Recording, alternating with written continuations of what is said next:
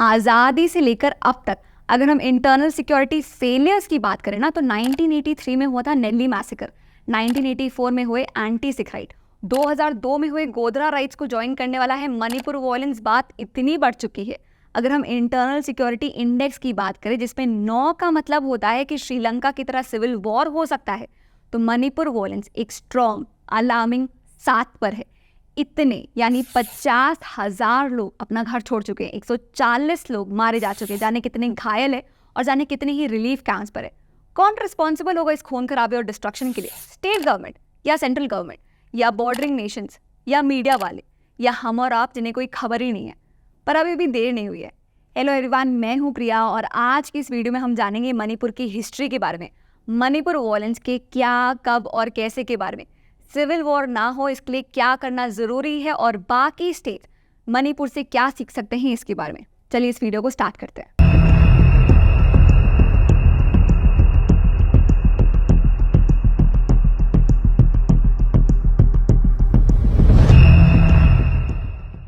अगर हम इंडिया के कुछ बड़े प्रोटेस्ट देखें तो वो हुए लैंड या रिजर्वेशन को लेकर, और मणिपुर इशू में ये दोनों चीज़ें शामिल है। मैं आपको एक एग्जांपल से समझाती हूँ कि मणिपुर का इशू इतना ट्विस्टेड कैसे है। तो मानिए कि महाराष्ट्र में एक लॉ एग्जिस्ट करता है कि मुंबई में जो चाहे वो रह सकता है, जो चाहे लैंड खरीद या बेच सकता है, पर बाकी पूरे महाराष्ट्र में सिर्फ मराठी रह सकते हैं, सिर्फ मराठी लैंड खरीद या बेच सकते हैं। तो इमेजिन करिए वहाँ का एडमिनिस्ट्रेशन कितना डिफिकल्ट होता। अब इसी एग्जाम्पल से हम मणिपुर की केस स्टडी करते हैं। ये इस पूरे वीडियो का सबसे इम्पॉर्टेंट पार्ट है, तो इसे ध्यान से समझिएगा। तो ये है मणिपुर, जो 2 एरियाज में डिवाइडेड है, हिल एरिया और वैली एरिया। मणिपुर का कैपिटल है इम्फाल, जो वैली एरिया में आता है। मणिपुर में मेनली 2 कम्युनिटीज़ के लोग रहते हैं, एक है मेती कम्युनिटी और दूसरी है कुकी और नागा कम्युनिटी। इनके बारे में भी थोड़ा जान लेते हैं क्योंकि उसी से अभी की क्राइसिस समझ में आएगी। तो यहाँ मेजॉरिटी में है मेती कम्युनिटी, ऑलमोस्ट 53% पॉपुलेशन इनकी है, जो मेनली वैली एरिया मतलब इम्फाल एरिया में रहते हैं, जो मणिपुर का सिर्फ 10% एरिया है। ये मेजरली हिंदूज है और इन्हें ओबीसीज या शेड्यूल्ड कास्ट का स्टेटस दिया हुआ है। क्योंकि ये वैली एरिया में रहते हैं, इन्हें बाकी कम्युनिटी से एडवांस माना जाता है, क्योंकि सारी सुविधाएं जैसे हॉस्पिटल, एजुकेशन, इंफ्रास्ट्रक्चर, ये सब कुछ ईजिली अवेलेबल है। दूसरी है कुकी और नागा कम्युनिटी, जो 40% पॉपुलेशन के साथ माइनॉरिटी में है। ये हिल एरिया में रहते हैं, जो मणिपुर का 90% एरिया है। ये मेजरली क्रिश्चियंस और शेड्यूल्ड ट्राइब की लिस्ट में आते हैं। इस शेड्यूल्ड ट्राइब के स्टेटस की वजह से उन्हें काफ़ी सारी प्रिविलेजेस मिले हुए हैं, जैसे पूरे मणिपुर में लैंड खरीदने और बेचने का प्रिविलेज, गवर्नमेंट जॉब्स और एजुकेशनल इंस्टीट्यूशंस में रिजर्वेशन। और मेतीस क्योंकि शेड्यूल्ड ट्राइब लिस्ट का पार्ट नहीं है, उन्हें इस हिल एरिया में लैंड खरीदने का कोई राइट नहीं है। अब आ जाते हैं 2023 पर। ऐसी क्या बात हुई जिस कारण हालात इतने बिगड़ गए? तो इसके ना 3 इंपॉर्टेंट ट्रिगर्स है। पहला, मणिपुर हाईकोर्ट द्वारा इशू किया गया ऑर्डर। दूसरा, इलीगल ऑक्यूपेंट्स को हटाने के लिए मणिपुर गवर्नमेंट का इविक्शन। और तीसरा, ड्रग ट्रेड का एंगल। इन तीनों ट्रिगर्स का मणिपुर वॉयलेंस पे क्या इम्पैक्ट हुआ, चलिए इसे समझते हैं। पहला है हाईकोर्ट का ऑर्डर। दरअसल 2013 से ही मेतीस काफी रिक्वेस्ट कर रहे थे सेंटर और स्टेट गवर्नमेंट से कि उन्हें शेड्यूल्ड ट्राइब का स्टेटस दिया जाना चाहिए, पर कोई एक्शन नहीं लिया गया। फिर इस साल मणिपुर हाईकोर्ट ने स्टेट गवर्नमेंट को कहा कि मेतीस को भी शेड्यूल्ड ट्राइब का स्टेटस देना कंसिडर किया जाना चाहिए। सिर्फ कंसिडरेशन की बात की गई। हाईकोर्ट के इस ऑर्डर के अगेंस्ट नागा, कुकी और बाकी ट्राइब्स ने 3 मई को चूरचंदपुर में ट्राइबल सॉलिडारिटी मार्च निकाला, जिसमें दोनों कम्युनिटीज के बीच में क्लैशेस हुए। किसने पहले अटैक किया, इस पर अभी कमेंट नहीं किया जा सकता। ये था दूसरा ट्रिगर, क्योंकि पहला ट्रिगर था मणिपुर गवर्नमेंट का इविक्शन ड्राइव। बहुत टाइम से ना गवर्नमेंट हिल्स के रिजर्व फॉरेस्ट और प्रोटेक्टेड फॉरेस्ट में इलीगल ऑक्यूपेशन हटाने के लिए इविक्शन वार्निंग जारी कर रही थी, और फाइनली इलीगल ऑक्यूपेंट्स को हटाया गया।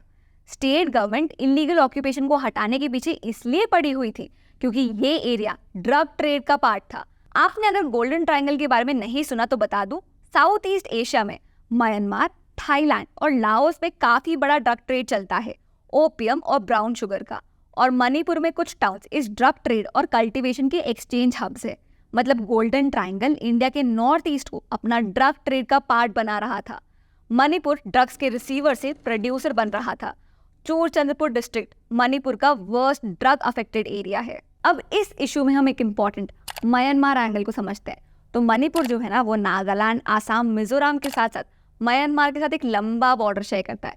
पाकिस्तान के साथ बॉर्डर शेयर करने के कारण जितना सेंसिटिव और अलर्ट हमें कश्मीर में रहना पड़ता है, उसी तरीके से म्यांमार के साथ बॉर्डर शेयर करने के कारण मणिपुर के जो बॉर्डर्स है वो सेंसिटिव है। ऐसा मैं क्यों कह रही हूँ? Because Myanmar is considered as Asia's next fail state, मतलब एक ऐसी जगह जहाँ पॉलिटिकल स्टेबिलिटी नहीं है, गवर्नमेंट का अपने सिटीजन्स पे कोई कंट्रोल नहीं है, लॉ एनफोर्समेंट एजेंसीज नहीं है, प्लस चाइना का भी म्यांमार में बढ़ता इन्फ्लुएंस देखा गया। ऐसे में वहाँ से अगर इन्फिल्ट्रेटर्स आते हैं, आर्म सप्लाई होता है, ड्रग ट्रेड बढ़ता है, तो इस पर स्पेशल ध्यान देने की जरूरत है और स्ट्रिक्ट लॉज होने चाहिए। इस पॉइंट पे ना मुझे मणिपुर की हिस्ट्री के बारे में आपको एक इंटरेस्टिंग चीज़ बतानी है। तो 1947 में जब हमें इंडिपेंडेंस मिली तो बहुत सारे प्रिंसली स्टेट्स को जोड़ने का टास्क था। प्रिंसली स्टेट्स मतलब वो जगह जहाँ ब्रिटिशर्स डायरेक्टली कंट्रोल नहीं करते थे पर इंडियन रूलर्स के थ्रू करते थे। मणिपुर भी ऐसा ही एक प्रिंसली स्टेट था जिसका इंडिया के साथ मर्जर हुआ 21 सितंबर 1949 में। क्या आपको पता है मणिपुर एक यूनियन टेरिटरी की तरह एग्जिस्ट कर रहा था। 1972 में उसे फुल स्टेट का स्टेटस मिला। मणिपुर की अगर हम हिस्ट्री देखें ना तो वॉयलेंस के काफ़ी इंस्टेंसेस रहे हैं। 1972 में फुल स्टेट बनने के बाद भी जब दंगे खत्म नहीं हुए तो 1980 से लेकर 2004 तक उसे प्रोटेक्ट करने के डिस्टर्ब्ड एरिया एक्ट के अंदर रखा गया। इसके साथ ही armed forces special powers act भी इम्पोज किया गया, जिस कारण वहाँ के लोग ज़्यादा खुश नहीं थे। खैर, जैसे जैसे सिचुएशन बेटर होती गई, जिन जिन एरियाज में सिचुएशन बेटर होती गई, उन्हें डिस्टर्ब्ड एरिया एक्ट से हटाया गया। 2022 में ही सेंट्रल गवर्नमेंट के जो स्पेशल प्रोविजंस मणिपुर में अप्लाई होते थे उन्हें हटाया गया था। अगर ये इंस्टांसेस देखें ना वॉयलेंस के, तो ये सिर्फ मणिपुर के नहीं है, ये बहुत सारे नॉर्थ ईस्ट स्टेट्स के। ऐसा क्यों? इसका रीज़न है ब्रिटिशर्स। दरअसल ब्रिटिशर्स ने नॉर्थ ईस्टर्न स्टेट्स को हमेशा ये पिक्चर दिखाई थी कि इंडिपेंडेंस के बाद भी वो एक्सक्लूडेड एरियाज ही रहेंगे, वो ऑटोनॉमस स्टेट बन के एग्जिस्ट करेंगे, वो इंडिया की बिगर पिक्चर का पार्ट नहीं बनेंगे। पर इंडिपेंडेंस के बाद जब मर्जर हुआ तो बहुत सारे ऐसे रैडिकल ग्रुप्स थे जो इस डिसीजन से खुश नहीं थे, जिसका फ़ायदा बॉर्डरिंग नेशंस ने भी उठाया। मुझे ना ये पक्का यकीन है कि जब जब इंडिया में इंटरनल कन्फ्लिक्ट होते होंगे तब तब ब्रिटिशर्स को हिचकी आती होगी। चलिए अब एक बहुत इंपॉर्टेंट पॉइंट समझते हैं कि दोनों कम्युनिटीज़ की डिमांड क्या है, क्यों हो रहे हैं ये क्लैशेस। तो पहले ये समझिए कि Indian states basically 3 list maintain करती है बैकवर्ड कम्युनिटीज़ के लिए, ताकि उनको एजुकेशन और जॉब में रिजर्वेशन दे सके।